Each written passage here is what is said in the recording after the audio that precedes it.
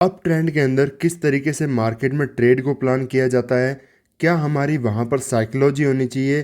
पहले के जो मार्केट में आपने ट्रेड वगैरह प्लान किया और अब जो मार्केट चल रहा है, मार्केट यहाँ पर ट्रेंड रिवर्सल कर चुका है।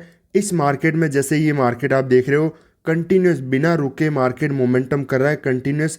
यहाँ पर कोई भी रिट्रेसमेंट मेजर आपको देखने को नहीं मिलेगा। मार्केट कंटिन्यूस ओपन होगा, यहाँ पर अपसाइड की तरफ जाता रहेगा।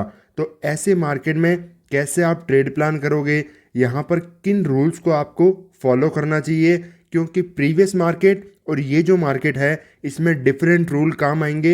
इसलिए आपकी साइकोलॉजी भी यहाँ पर कम्प्लीटली डिफरेंट होनी चाहिए, अदरवाइज आपको यहाँ पर ट्रेड भी नहीं मिलेगी। मार्केट अप ट्रेंड में ऐसा ही होता है, पहले के दिन बाइंग आई, मार्केट अगले दिन गैप अप ओपन होगा और कंटिन्यूशन में वापस यहाँ से चला जाएगा।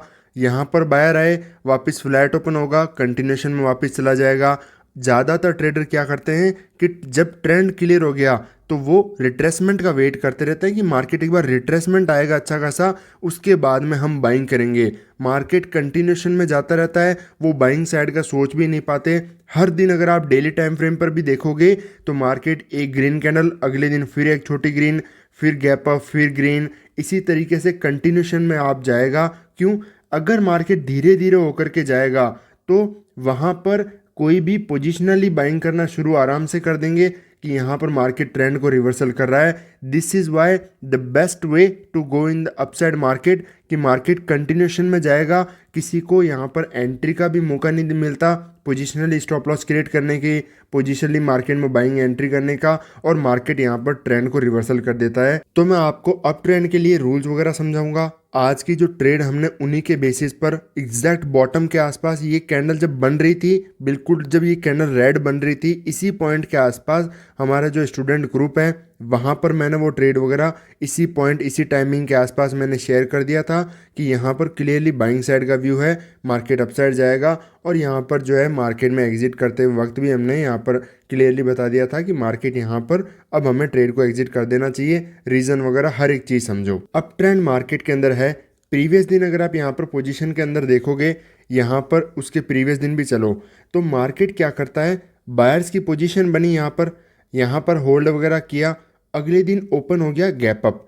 सबसे पहला पॉइंट, यहाँ पर बायर बैठा है, यहाँ पर बायर बैठा है, तो इतना बड़ा गैप अप इनके फेवर में ओपन हो गया, तो यहाँ से ज़्यादातर लोग क्या सोचते हैं कि गैप को फिल कर देगा, नंबर वन, मार्केट में प्रॉफिट बुकिंग आएगी, इस साइकोलॉजी के साथ में यहाँ पर सेलिंग का सोचते हैं। बट मार्केट ऐसा कभी नहीं करता।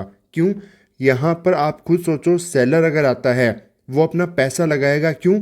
कि बायर के स्टॉप लॉस को मुझे खाना है, यहाँ से आकर के बायर के एसएल खा ही नहीं सकता वो, तो मार्केट को एट द एंड में जाना अपसाइड ही है। इसलिए यहाँ पर कोई भी बड़ा सेलर यहाँ पर अपनी पोजीशन नहीं बनाएगा कि यहाँ से मार्केट सेलिंग के अंदर जाएगा।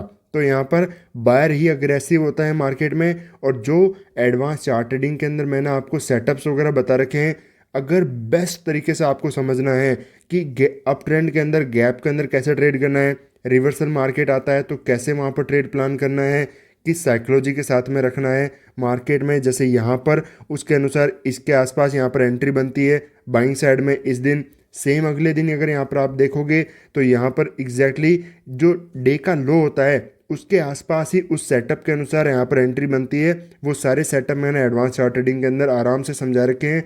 वहाँ पर ये जो सारे प्रीवियस चार्ट्स हैं, मैंने हमेशा अप ट्रेंड को बहुत ही ज़्यादा परफेक्ट तरीके से ट्रेड किया है, और ये जो सारे रूल्स मैं फॉलो करता हूँ उसके बेसिस पर ही मैंने क्रिएट किए हैं कि अप ट्रेंड में कैसी साइकोलॉजी के साथ में, कौन से रूल्स के साथ में, किस सेटअप के साथ में ट्रेड प्लान किया जाता है। तो जब भी अप ट्रेंड होगा, गैप अप मार्केट ओपन होगा, वहाँ से क्या साइकोलॉजी क्लियर होती है कि जो बायर पहले बैठा है उसके स्टॉप लॉस को मार्केट नहीं खा सकता। मतलब इंट्राडे के अंदर सिर्फ और सिर्फ बायर ही यहाँ पर आ सकते हैं, मार्केट को अपसाइड ही जाना है, इसलिए यहाँ पर बायर आते रहते हैं। यहाँ पर फर्दर यहाँ पर बायर्स की पोजीशन बनी, और जो सेटअप मैं यूज़ करता हूँ उसके बेसिस पर यहाँ पर एंट्री बनेगी इस दिन, और यहाँ पर एंट्री बनेगी। अगले दिन चलते हैं, मार्केट ने क्या किया, वापस यहाँ पर बायर की पोजीशन है, मार्केट की ओपनिंग कहाँ हुई, पहला चीज़ कि मार्केट की ओपनिंग फ्लैट है। यहाँ पर अब डायरेक्टली कंटिन्यूशन में, जैसे यहाँ पर आज के दिन गया, यहाँ पर आज के दिन भी मार्केट जो है अपसाइड नहीं जा पाया, यहाँ पर भी अपसाइड डायरेक्टली क्यों नहीं जा पाएगा? पहले तो यहाँ पर सारे हो चुके हैं क्या, ब्रेकआउट। दूसरी बात, मार्केट ओपन होके अपसाइड जाएगा क्यों?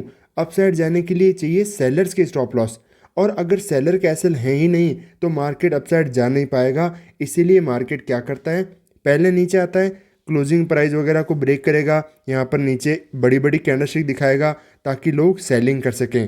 उसके बाद में मार्केट यहाँ पर सेलर के स्टॉप लॉस क्रिएट हो जाते हैं और उन्हीं सेलर्स के स्टॉप लॉस को टारगेट करते हुए अपसाइड जाता है। मार्केट में सस्टेनेबल मोमेंटम आते हैं। और होता क्या है, रिटेलर्स की सबसे बड़ी मिस्टेक क्या है इंट्राडे के अंदर, कि वो अप ट्रेंड मार्केट में मार्केट अपसाइड जाता रहता है और वो हर जगह सिर्फ और सिर्फ एक ही चीज़ करता है, sell on rise, sell on rise, sell on rise, कि मार्केट यहाँ से सेलिंग में आएगा, कोई यहाँ पर जाकर के कैंडलस्टिक ऐसी बना देगा तो वो सेलिंग वैसे करने लग जाएगा, छोटा सा ब्रेकडाउन दिखा देगा तो सेलिंग करना शुरू कर देगा, मार्केट ट्रेंड लाइन वगैरह दिखाएगा तो सेलिंग, यहाँ पर ब्रेकआउट फेल होगा तो सेलिंग करने लग जाएगा। बट आप खुद समझो कि मार्केट में अगर प्रीवियस दिन में यहाँ पर बायर बैठा है, यहाँ से ओपन होकर के भी मार्केट अपसाइड जा चुका है, तो अब इतना अपसाइड जाने के बाद में यहाँ पर स्टॉप लॉस इनके खा सकता है क्या? नहीं खा सकता। तो मार्केट इस पॉइंट से क्या, इस पॉइंट से भी नहीं आएगा। और रिवर्सल्स के अगली वीडियोस के अंदर भी मैं आपको समझाऊंगा रूल्स क्या होते हैं रिवर्सल के, कि अप ट्रेंड में मार्केट जब रिवर्सल आता है, बहुत बड़ा फॉल करता है ऐसे बिना रुके हुए कंटिन्यू रेड कैंडल पर रेड कैंडल बनाता है, उसकी क्या साइकोलॉजी होती है और किस बेसिस पर, किस सेटअप के बेसिस पर उसमें एंट्री भी बनाई जा सकती है। बट ऐसे बढ़ते हुए मार्केट में हर जगह जाकर के सेलिंग की ट्रेड प्लान करना कि मार्केट इस पॉइंट से सेलिंग में आएगा, ये सबसे बड़ी गलती होती है। अगले दिन अगर आपने शॉर्ट्स वगैरह भी देखी तो मैंने आपको हमेशा समझाया कि यहाँ पर बायर की पोजीशन बन चुकी है। ओपनिंग, पहला पॉइंट, मार्केट की ओपनिंग कहाँ हुई? गैप अप, एक अच्छा खासा गैप अप ओपन हुआ। आज के दिन निफ्टी की आई थिंक एक्सपायरी भी थी, तो यहाँ पर गैप अप ओपन होने के बाद में मार्केट में अच्छा खासा जब एक स्पेस रहता है गैप का, तो यहाँ पर डायरेक्ट तो मार्केट अपसाइड जा नहीं सकता। क्यों? क्योंकि यहाँ पर सेलर्स के स्टॉप लॉस तो अवेलेबल है नहीं, मार्केट में सेलर को आना ही पड़ेगा ताकि एसएल क्रिएट हो, फिर मार्केट बायर आएंगे ताकि सेलर्स के स्टॉप लॉस को टारगेट करें और अपना अपसाइड का मोमेंटम सस्टेनेबल करें। तो यहाँ पर कैसे मार्केट में सेलर आए, यहाँ पर रेड कैंडल बनी, ग्रीन, फिर यहाँ से रिजेक्शन आया, मार्केट यहाँ पर सपोर्ट कौन सा है? 23,000। एक बार यहाँ पर होल्ड करते हैं, चार्ट जो है थोड़ा सा विजिबल नहीं हो पा रहा है, तो यहाँ पर कौन सा सपोर्ट है? 23,000 का ये सपोर्ट लेवल है। मार्केट में यहाँ पर बायर आए, हम चाहते तो इस पॉइंट पर भी तो बाय कर सकते थे, यहाँ से मार्केट में क्यों अपसाइड नहीं जाएगा? बहुत क्लियरली ये साइकोलॉजी रखनी पड़ती है कि मार्केट में किस पॉइंट से मार्केट रिवर्सल आएगा। यहाँ पर बायर एक्टिवेट हुए, 23,000 का सपोर्ट है, मार्केट फिर अप डाउन साइड एक अच्छा खासा ब्रेकडाउन किया। अब इन कैंडलस्टिक को आप थोड़ा सा रीड करो, ये कैंडलस्टिक इतनी एक बेरिश कैंडलस्टिक बनी अच्छी खासी, कंप्लीट एक स्ट्रॉन्ग रेड कैंडलस्टिक बनी, 23,000 का मार्केट ने सपोर्ट ब्रेकडाउन कर दिया, यहाँ पर प्राइजेक्शन बन चुका है, इतनी बड़ी कैंडलस्टिक है। यहाँ पर क्या दिख रहा है लोगों को कि मार्केट गैप को फिलिंग करेगा, एक अच्छा खासा 2 दिन से कंटिन्यू मोमेंटम कर रहा है, तो यहाँ पर प्रॉफिट बुकिंग आ सकती है, मार्केट रिवर्सल आ सकता है। इसीलिए मैं आपको बार बार ये चीज़ें समझा रहा हूँ, इन हर एक पॉइंट को आप ट्रेड जो अप ट्रेंड करते हो, अप ट्रेंड के अंदर ट्रेड करते हो, अप ट्रेंड के लिए इन ट्रेडिंग के रूल्स को आप लिखो ताकि अप ट्रेंड में कैसे ट्रेड करना है आपको पता हो। सेटअप वगैरह में एडवांस चार्ट ट्रेडिंग के अंदर मैंने क्लियरली समझा रखा है कि कैसे अप ट्रेंड के अंदर ट्रेड को प्लान किया जाता है। यहाँ पर उसके बेसिस पर एकदम परफेक्ट बॉटम पे आसपास, इवन ये रेड कैंडलस्टिक यहाँ पर चल रही थी, इसी टाइम पर मैंने यहाँ पर सेलिंग के बजाय बाइंग साइड की ट्रेड को प्लान किया। स्टूडेंट ग्रुप में भी शेयर किया कि यहाँ पर मार्केट में बायर आएंगे और ये जो सेलर इकट्ठा हुए हैं इन सब के स्टॉप लॉस को मार्केट टारगेट करना शुरू करेगा। यहाँ पर अपसाइड की तरफ एक सस्टेनेबल मोमेंटम देखना मिल सकता है। और इवन देखो, एक है निफ्टी, एक है बैंक निफ्टी। यहाँ पर मैंने निफ्टी के अंदर ट्रेड प्लान किया, बैंक निफ्टी में क्यों नहीं किया? एक बार मैं आपको बैंक निफ्टी का चार्ट दिखाता हूँ। ये बैंक निफ्टी का चार्ट है। अगर हम इस पॉइंट के आसपास, जैसे इस कैंडल के अंदर हमारी निफ्टी के अंदर एंट्री बनी, तो अगर इस कैंडल में हमारी यहाँ पर बाइंग साइड की ट्रेड बनती, आप खुद बताओ क्या हमारा पैसा बनता है यहाँ पर? बिल्कुल नहीं बनता। पूरा दिन ये कितनी बजे तक है? 1 बजे तक मार्केट यहाँ पर होल्ड करता रहा और यहाँ पर सिर्फ और सिर्फ लॉस ही होता, कोई भी पैसा नहीं बन पाता। क्यों? क्योंकि कुछ प्राइस बिहेवियर समझना ज़रूरी है। किस दिन निफ्टी को चेक करना है, निफ्टी में ट्रेड प्लान करना है, किस दिन बैंक निफ्टी के अंदर ट्रेड प्लान करना है, कैसे इंडेक्स को चूज़ किया जाता है, डायरेक्शन को कैसे देखा जाता है, एंट्री कैसे बनाई जाती है, वो सेटअप कैसे आइडेंटिफाई करना है, किस पॉइंट पर बाय करना है। अदरवाइज यहाँ पर भी तो बाय कर सकते थे, इस पॉइंट पर भी तो बाय कर सकते थे, यहाँ पर भी मार्केट में बाय कर सकते थे, मार्केट स्टॉप लॉस ही खाता। परफेक्ट एंट्री क्यों होती है वो समझना ज़रूरी होता है मार्केट में।